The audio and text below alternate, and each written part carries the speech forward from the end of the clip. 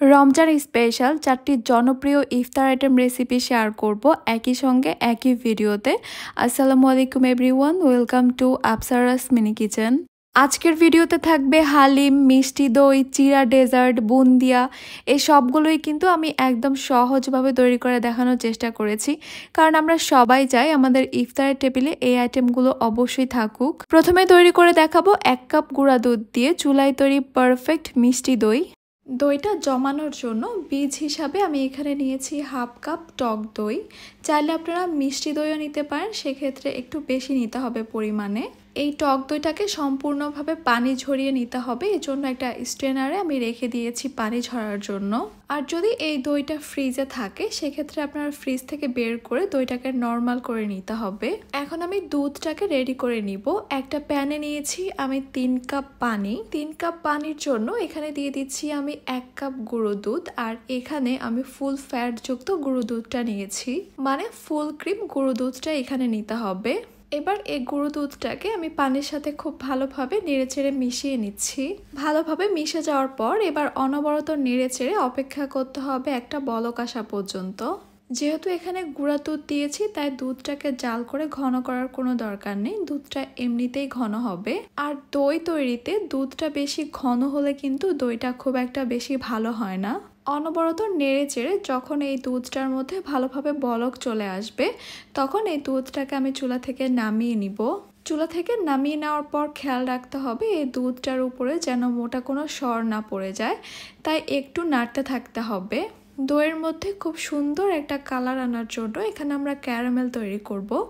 একটা প্যানে নিয়ে নিচ্ছি আমি হাফ কাপ চিনি। হাফ কাপ চিনিতে দইটা খুব একটা বেশি মিষ্টি হবে না, তবুও যদি আপনাদের মনে হয় চিনিটা কম বেশি তাহলে বাড়িয়ে কমিয়ে অ্যাডজাস্ট করে নেবেন। চিনির মধ্যে যখন ক্যারামেলের কালার আসা শুরু করবে তখন অনবরত নাড়তে থাকতে হবে ক্যারামেলটা হওয়া পর্যন্ত। কোনোভাবেই যেন ক্যারামেলটা পুড়ে না যায় খেয়াল রাখতে হবে, ক্যারামেলটা পুড়ে গেলে দইটা কিন্তু খেতে একটু তিতা লাগবে। ক্যারামেলের মধ্যে নিজের পছন্দ মতো কালারটা চলে আসলে আগে থেকে জাল করে রাখা দুধটা এখানে দিয়ে দিব। দুধটা দেওয়ার সঙ্গে সঙ্গে ক্যারামেলটা একটু জমে যাবে, ভয় পাওয়ার কিছু নেই, একটু পরেই কিন্তু আবার গলে যাবে। ক্যারামেলটা দুধের সঙ্গে পুরোপুরি মিশে যাওয়া পর্যন্ত অনবরত নেড়ে চেড়ে দুধটাকে জাল করতে হবে। তবে এই দুধটাকে অনেক বেশি সময় ধরে জাল করে আমি ঘন করে ফেলতে চাচ্ছি না। ক্যারামেলটা এখন দুধের সাথে খুব ভালোভাবে মিশে গেছে, আর দেখতেই পাচ্ছেন খুব সুন্দর একটা কালার হয়েছে। আমি ঠিক এই কালারটাই চাচ্ছিলাম। ব্যাস, এখন চুলাটাকে অফ করে দিয়ে আমি এই দুধটাকে ঠান্ডা করে নিব কিছুটা। তবে দুধে যেন কোনো সর না পড়ে তাই অনবরত নেড়ে চেড়ে দুধটাকে ঠান্ডা করতে হবে। আবার একদম ঠান্ডা করে ফেলবো না, কুসুম গরম রাখতে হবে দুধটাকে। এবার পানি ঝরানো টক দইটাকে আমি একটা বাটিতে নিয়ে নিয়েছি। এরপর এই টক দইটাকে আমি খুব ভালোভাবে ফেটে নিচ্ছি। দইটা কিছুক্ষণ ফেটিয়ে নেওয়ার পর দেখতে পারবেন দইটা ঠিক এরকমই ক্রিমি হয়ে গেছে। এইদিকে তৈরি করে রাখা দুধটাকে আমি অনবরত নেড়ে চেড়ে ঠান্ডা করে নিয়েছি, তবে সম্পূর্ণ ঠান্ডা করে ফেলিনি। দুধটা এখন কুসুম গরম অবস্থায় আছে, ঠিক এই অবস্থায় আমি এখানে ফেটিয়ে নেওয়া টক দইটা দিয়ে দিচ্ছি। সম্পূর্ণ টক দইটা দিয়ে দেওয়ার পর এবার খুব ভালোভাবে একসঙ্গে মিশিয়ে নিচ্ছি। এবার একটা হ্যান্ড হুইস্ক দিয়ে এই দুধটাকে কিছুক্ষণের জন্য ফেটে নিচ্ছি। এতে করে এই দুধের মধ্যে বাবলস তৈরি হবে। দোকান থেকে আমরা যে দইটা কিনে খাই সেটার উপরে কিন্তু এরকম একটা বাবলসের লেয়ার থাকে, আর আমি সেটাই করার চেষ্টা করছি, দেখতে কিন্তু সেটা ভালোই লাগে। আজকে দইটা জমাবো আমি মাটির হাঁড়িতে, আপনারা যে কোনো পাত্রে এই দইটা জমাতে পারেন। আমি একটা মাটির হাঁড়ির মধ্যে তৈরি করে রাখা দই আর দুধের মিশ্রণটা ঢেলে নিচ্ছি। ঢাকনা দিয়ে ঢেকে দিচ্ছি, যদি ঢাকনা না থাকে তাহলে ফয়েল পেপার দিয়ে মুখটাকে ঢেকে দিতে হবে। এরপর দুটো ছোট মাটির পাত্রের মধ্যে দইয়ের মিশ্রণটা দিয়ে দিচ্ছি, মুখটাকে ঢেকে দিচ্ছি ফয়েল পেপার দিয়ে। আজকে দইটা তৈরি করব আমি গ্যাসের চুলায়। চুলায় একটা বড় পাত্র নিয়ে নিয়েছি, এর উপরে একটা স্ট্যান্ড রেখেছি। স্ট্যান্ডের উপরে আমি একটা মোটা টাওয়াল নিয়ে নিয়েছি। এরপর ঢাকনা দিয়ে ঢেকে দিচ্ছি।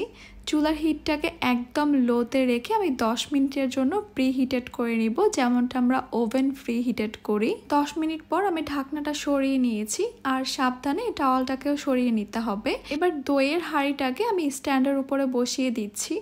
আবারও এই টাওয়ালটা দিয়ে হাঁড়িটাকে খুব ভালোভাবে ঢেকে দিচ্ছি। এরপর ঢাকনা দিয়ে ঢেকে দিচ্ছি। ঢাকনাতে যদি কোনো ছিদ্র থাকে সেটা একটা টিস্যু পেপার বা একটা লবঙ্গ দিয়ে বন্ধ করে দিতে হবে।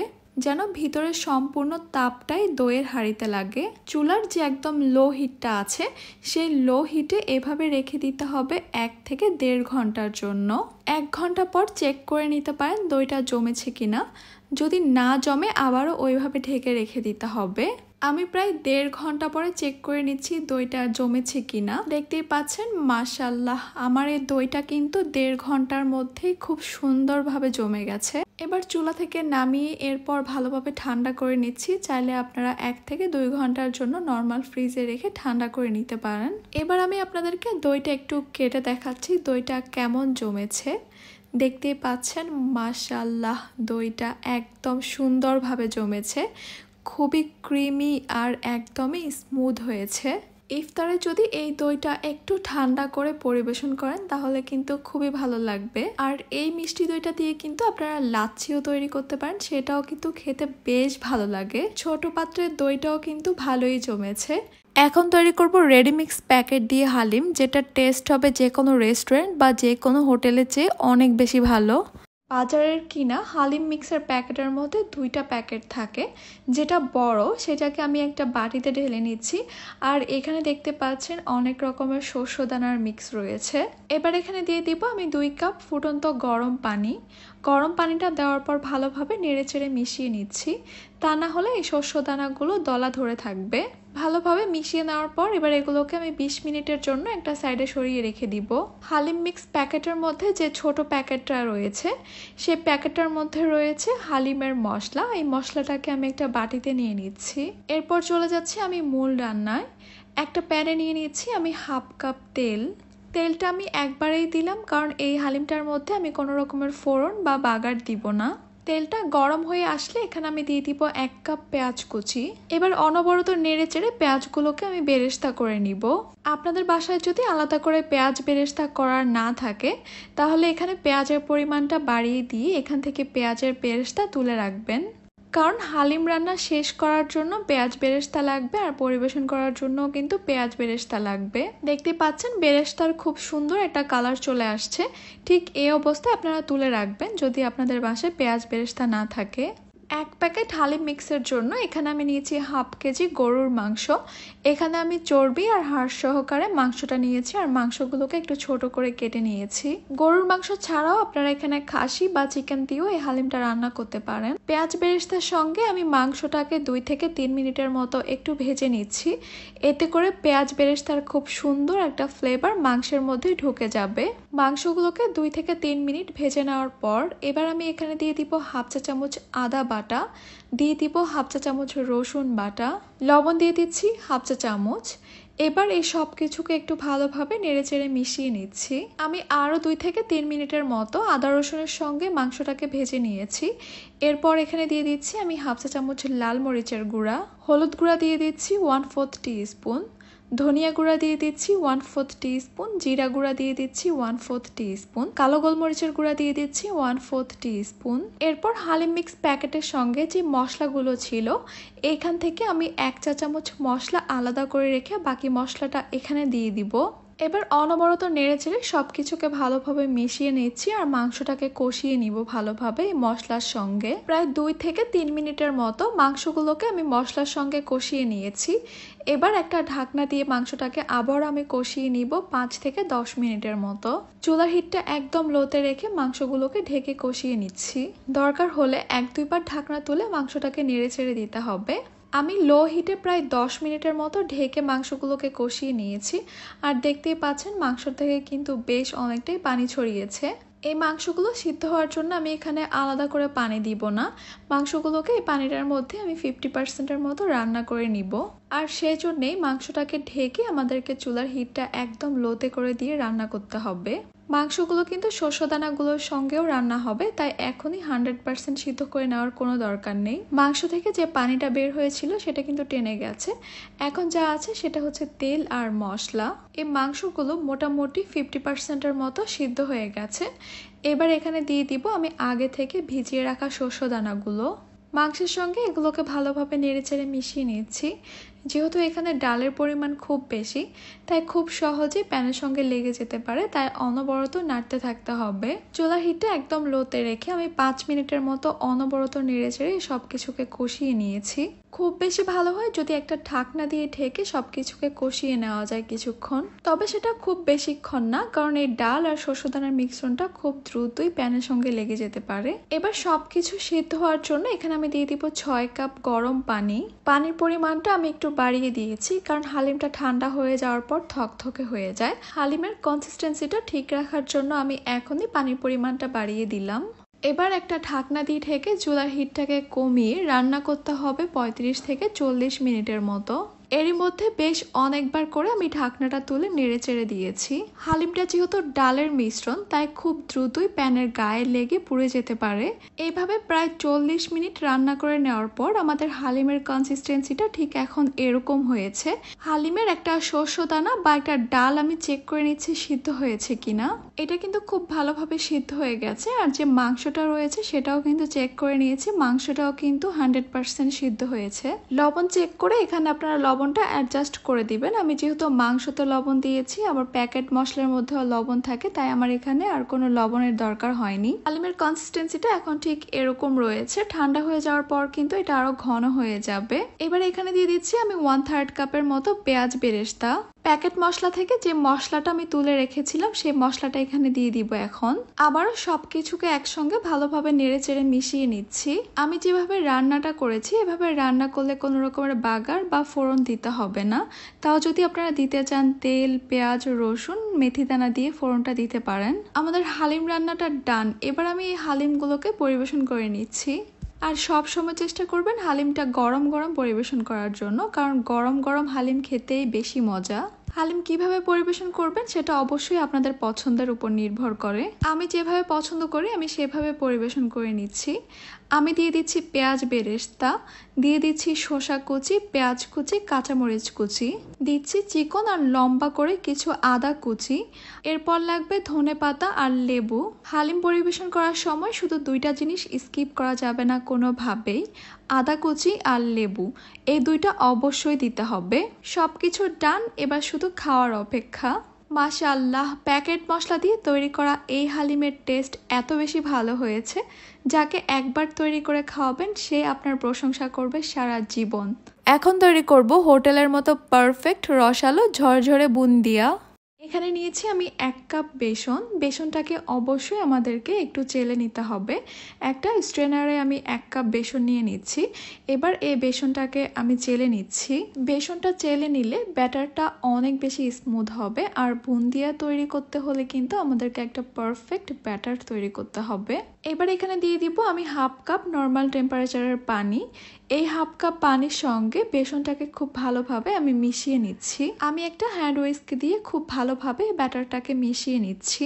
তবে আপনারা চেষ্টা করবেন হাত দিয়ে ব্যাটারটা তৈরি করার, কারণ আমার কাছে মনে হয় এই ব্যাটারটা হাত দিয়ে করলে অনেক বেশি স্মুথ আর ফ্লাফি হয়। ব্যাটারটা যখন ঠিক এরকম হয়ে যাবে ঠিক তখন থেকে এই ব্যাটারটাকে ফেটে নিতে হবে প্রায় 5 থেকে 6 মিনিটের মতো। বেসনের এই ব্যাটারটাকে যত ভালোভাবে ফেটবেন তত ভালো বুন্দিয়া তৈরি হবে, মানে বুন্দিয়াগুলো তত গোল আর ফুলকো হবে। ব্যাটারটাকে হাত দিয়ে বা উইস্ক দিয়ে যেটাই হোক না কেন মিনিমাম 5 মিনিটের মতো ভালোভাবে ফেটে নিতে হবে। ব্যাটারটাকে যে এতক্ষণ ফেটলাম ব্যাটারটা ঠিকঠাকভাবে তৈরি হয়েছে কিনা সেটা একটু চেক করে নিচ্ছি। দেখতেই পেলেন আমি 1 ড্রপ ব্যাটার পানির মধ্যে ফেললাম আর ড্রপটা কিন্তু খুব দ্রুতই উপরে ভেসে উঠেছে। এর মানে আমাদের ব্যাটারটা বুন্দিয়া তৈরি করার জন্য একদম পারফেক্ট ভাবে তৈরি হয়েছে। এই ড্রপটা যদি একটু সময় নিয়ে উপরে ভেসে উঠতো তাহলে আমাদের বুন্দিয়াগুলো চ্যাপ্টা হতো। আর যদি একদমই উপরে না ভেসে উঠতো তাহলে ওই ব্যাটার দিয়ে কখনোই বুন্দিয়া তৈরি করতে যাবেন না। যেহেতু এই ব্যাটারটা একটু ঘন, তাই এই ব্যাটারটাকে পাতলা করার জন্য আমাদেরকে আরো কিছুটা পানি এখানে দিতে হবে। এই ব্যাটারটা তৈরি করার জন্য আমার এখানে 1 কাপের থেকে কিছুটা কম পানি লেগেছে, তবে পানির পরিমাণটা আপনাদের কম বা বেশি লাগতে পারে। আপনাদেরকে একটু দেখে বুঝে নিতে হবে এই ব্যাটারের ঘনত্বটা ঠিক কিরকম হয়েছে। উপর থেকে যখন ব্যাটারটা নিচে পড়ছে তখন কিন্তু সঙ্গে সঙ্গে মিলিয়ে যাচ্ছে না, কিছুক্ষণ একটা দাগ রয়ে যাচ্ছে। বাস বুন্দিয়া তৈরি করার জন্য আমাদের এই ব্যাটারটা কিন্তু এখন একদমই রেডি। এখন এইখান থেকে আমি হাফ কাপ পরিমাণ ব্যাটার একটা বাটিতে নিয়ে নিচ্ছি আর এই ব্যাটারের মধ্যে আমি কিছুটা রেড ফুড কালার মিশিয়ে নিচ্ছি, কারণ দোকানের বুন্দিয়াগুলোর মধ্যে কিন্তু 2-3টা কালারের বুন্দিয়া থাকে আর আমি আজকে 2 কালারের বুন্দিয়া তৈরি করব। কালারটাকে খুব ভালোভাবে আমি ব্যাটারের সাথে মিশিয়ে নিয়েছি। এবার চলে যাচ্ছি আমি বুন্দিয়াগুলো তৈরি করতে। বুন্দিয়া তৈরি করার জন্য আমাদের লাগবে এরকম ছিদ্রযুক্ত তেলে চামচ। আমার মনে হয় এই তেলে চামচগুলো আমাদের সবার বাসায় কম বেশিই থাকে। বুন্দিয়াগুলোকে ডুবো তেলে ভাজতে হবে, তাই একটা প্যানে আমি পরিমাণ মতো তেল গরম করে নিয়েছি। এবার ছিদ্রযুক্ত তেলে চামচের উপরে আমি একটু একটু করে ব্যাটারটা দিয়ে দিব। তবে তেল আর এই ছিদ্রযুক্ত চামচের মাঝখানে দূরত্ব রাখতে হবে 5 থেকে 6 আঙ্গুলের মতো, মানে খুব বেশি কাছেও না আবার খুব বেশি দূরেও না। ব্যাটারটা চামচে দেওয়ার সময় বা ব্যাটারটা দেওয়ার পর এই চামচটাকে কিন্তু একদমই নাড়াচাড়া করা যাবে না। চামচটা যদি নাড়াচাড়া করেন তাহলে কিন্তু এই বুন্দিয়াগুলোর লেজ বের হয়ে যাবে। যখন দেখতে পারবেন বুন্দিয়াগুলো আর পড়ছে না তখন এই চামচটাকে সরিয়ে নিতে হবে। আর প্রতিবার ব্যাটারটা চামচে ঢালার আগে চামচটাকে খুব ভালোভাবে পরিষ্কার করে নিতে হবে। তেলটা যেহেতু অনেক গরম, এই বুন্দিয়াগুলোকে অনেক বেশি সময় ধরে ভাজা যাবে না। আমি 1 মিনিটের চেয়ে আরও কম সময়ের মতো এগুলোকে ভেজে এরপর তেল ঝরিয়ে তুলে নিচ্ছি। এবার আমি লাল বুন্দিয়াগুলো ভেজে নিব ঠিক একইভাবে। তেলটা গরম থাকতে হবে, চামচটা ক্লিন থাকতে হবে আর চামচটাকে একদমই নাড়াচাড়া করা যাবে না। চামচটাকে নিয়ে যদি ঝাঁকাঝাঁকি নাড়াচাড়া করেন তাহলে কিন্তু বুন্দিয়াগুলো লেজ বের হয়ে যাবে, এরকম গোল হবে না, শেপটা নষ্ট হয়ে যাবে। আর লাল বুন্দিয়াগুলো একটু তাড়াতাড়ি উঠিয়ে ফেলার চেষ্টা করবেন, কারণ লাল বুন্দিয়ার কালারটা নষ্ট হয়ে যাবে বেশি ভাজলে। দেখতেই পাচ্ছেন মাশাআল্লাহ একদম গোল গোল মুক্তদানার মতো তৈরি হয়েছে এই বুন্দিয়াগুলো। আমি আপনাদেরকে 1-2টা বুন্দিয়া দেখিয়ে দিচ্ছি বুন্দিয়াগুলো কতটা ক্রিস্পি হয়েছে, কারণ বুন্দিয়াগুলো ক্রিস্পি না হলে বুন্দিয়ার মধ্যে কিন্তু শিরাটা ঢুকবে না। একদম পারফেক্ট ভাবে তৈরি হয়েছে এই বুন্দিয়াগুলো। এবার সবগুলো বুন্দিয়াকে আমি একসঙ্গে মিশিয়ে নিব। এরপর এগুলোকে একটু ঠান্ডা হওয়ার জন্য রেখে দিব একটা সাইডে। এরই মধ্যে আমি তৈরি করে নিব চিনি শিরাটা। একটা প্যানে নিয়ে নিচ্ছি আমি 1 কাপ চিনি। 1 কাপ চিনির জন্য আমি নিয়ে নিব হাফ কাপ পানি। পরিমাণটা যদি আপনারা এভাবে দেন তাহলে কিন্তু চিনির এই শিরাটাকে 1 তার বা 2 তার ভাবে তৈরি করতে হবে না। চিনির শিরাটা এমনিতেই একদম পারফেক্ট ভাবে তৈরি হয়ে যাবে। ভালোভাবে নেড়েচেড়ে মিশিয়ে নিয়েছি আর অপেক্ষা করব চিনিটা ভালোভাবে গলে গিয়ে শিরার মধ্যে বলক আসা পর্যন্ত।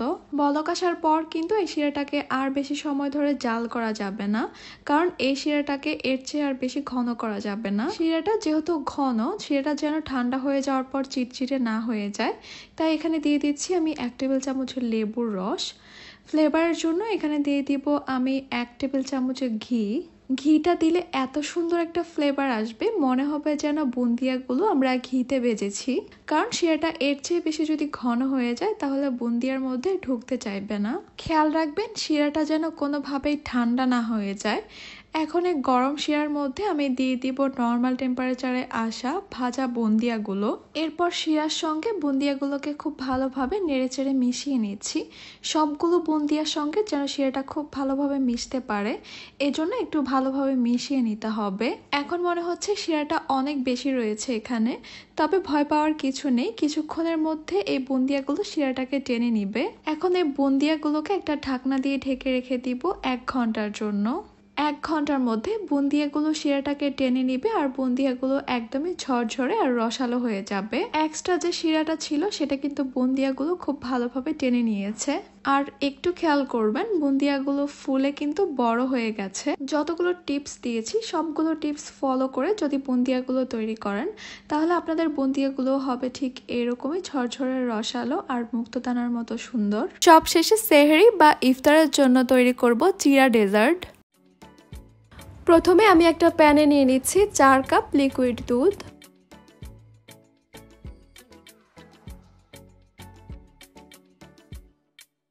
এই দুধটাকে আরো ক্রিমি আর ঘন করার জন্য এখানে আমি দিয়ে দিচ্ছি হাফ কাপ গুঁড়ো দুধ। চিনি দিয়ে দিচ্ছি এখানে আমি 2 টেবিল চামচ। চিরার এই ডেজার্টটির মধ্যে কিন্তু আমি মিষ্টি খেতে একদমই পছন্দ করি না, যেহেতু আমি নানা রকমের ফল দিব, ফলে কিন্তু যথেষ্ট পরিমাণ মিষ্টি থাকে। তবে আপনারা যদি বেশি মিষ্টি দিয়ে খেতে পছন্দ করেন এখানে আরো মিষ্টির পরিমাণটা বাড়িয়ে দিবেন। এরপর দিয়ে দিচ্ছি এখানে আমি 1 চা চামচ কাস্টার্ড পাউডার। আমি খুব কম পরিমাণে কাস্টার্ড পাউডার দিয়েছি। দুধটাকে আমি পাতলাই রাখবো, খুব একটা ঘন থকথকে করে ফেলবো না, তাই আমি পরিমাণে কম দিয়েছি। আমি শুধুমাত্র ফ্লেভারের জন্য দিয়েছি। এবার একটা হুইস্ক দিয়ে আমি সব কিছুকে ভালোভাবে মিশিয়ে নিচ্ছি।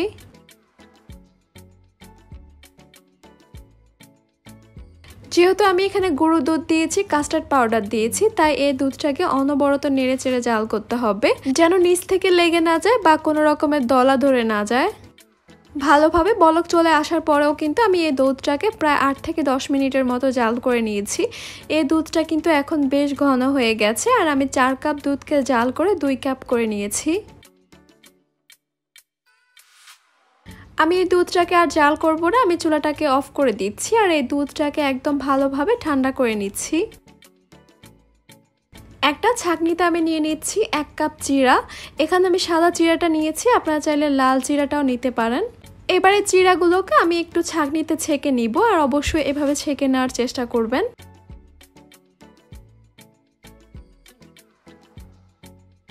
ছেঁকে নেওয়ার পর এই চিড়াগুলোকে আমি একটা মিক্সিং বোলে নিয়ে নিচ্ছি। এবার এখানে আমি পরিমাণ মতো পানি দিয়ে দিচ্ছি, আর এই চিড়াগুলোকে আমি 2 থেকে 3 বারের মতো পানি পরিবর্তন করে ভালোভাবে ধুয়ে পরিষ্কার করে নিব।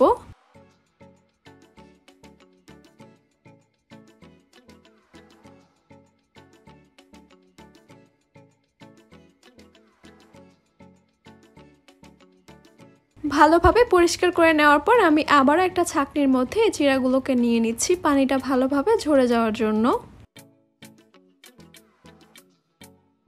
ধুয়ে নেওয়া চিড়াগুলো থেকে সমস্ত পানি ঝরে যাওয়ার পর এবার আমি এই চিড়াগুলোকে একটা মিক্সিং বোলে নিয়ে নিচ্ছি।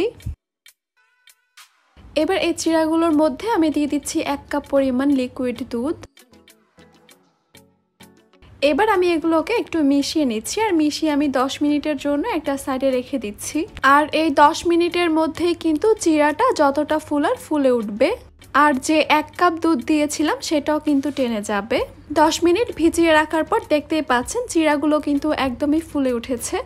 এখন আমি এই চিড়াটাকে একটা মিক্সিং বোলে নিয়ে নিচ্ছি।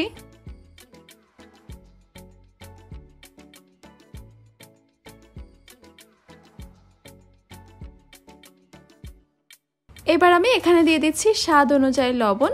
লবণের পরিমাণটা কিন্তু খুব বেশি দেওয়া যাবে না। এখানে আমি নিয়েছি আঙ্গুর, আমি 3 কালারের আঙ্গুর নিয়েছি, আপনারা যে কোনো একটা কালার নিলেই হবে। প্রথমে দিয়ে দিচ্ছি আমি কালো আঙ্গুর, এরপর দিয়ে দিব আমি লাল আঙ্গুর, এরপর দিয়ে দিচ্ছি এখানে আমি সবুজ আঙ্গুর। আমি কয়েকটা করে আঙ্গুর রেখে দিয়েছি সব কালারের। এই আঙ্গুরগুলো দিয়ে আমি পরে পরিবেশন করব। এখানে দিচ্ছি আমি একটা আপেল, আপেলটাকে আমি একদম ছোট আর কিউব করে কেটে নিয়েছি। এবার দিয়ে দিচ্ছি এখানে আমি আনার, দিয়ে দিচ্ছি এখানে আমি একটা কলা, আর কলাটাকে আমি ছোট ছোট করে কেটে নিয়েছি। এবার আমি এখানে দিয়ে দিচ্ছি আগে থেকে জাল করে রাখা ঠান্ডা দুধটা। দুধটা ঠান্ডা হয়ে যাওয়ার পরেও আমি ফ্রিজে রেখে ভালোভাবে ঠান্ডা করে নিয়েছিলাম। এবার সবকিছুর সঙ্গে আমি ভালোভাবে একবার মিশিয়ে নিচ্ছি। সবকিছু ভালোভাবে মিশানো হয়ে গেলে খাওয়ার আগ পর্যন্ত আমি এই চিড়ার ডেজার্টটাকে ফ্রিজে রেখে দিব। ইফতার বা খাওয়ার ঠিক আগ মুহূর্তে আমি ফ্রিজ থেকে বের করে নিয়েছি চিড়ার ডেজার্টটাকে।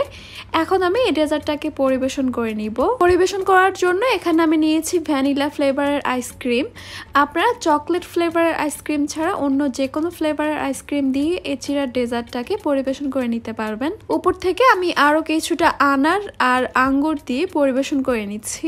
আচ্ছা, আমি এখানে যে ফলগুলো দিয়েছিলাম আমি কিন্তু কোনো টক ফল দিইনি, সেটা কিন্তু খেয়াল রাখতে হবে। এখানে কোনো টক ফল দিলে কিন্তু খেতে বেশি একটা ভালো লাগবে না। সব শেষে আমি দিয়ে দিচ্ছি সামান্য পেস্তা বাদাম কুচি, আর দিয়ে দিচ্ছি সামান্য কাঠবাদাম কুচি। আপনারা চাইলে কিন্তু এখানে আপনাদের পছন্দ মতো আরও কিছু ফল অ্যাড করতে পারেন, তবে টক ফল ছাড়া। বাস তৈরি হয়ে গেল চিড়া ডেজার্ট। খুবই মজাদার আর অনেক বেশি হেলদি একটা ডেজার্ট। তার বা সেহরি আপনারা যে কোনো সময় কিন্তু এই ডেজার্টটি খেতে পারেন।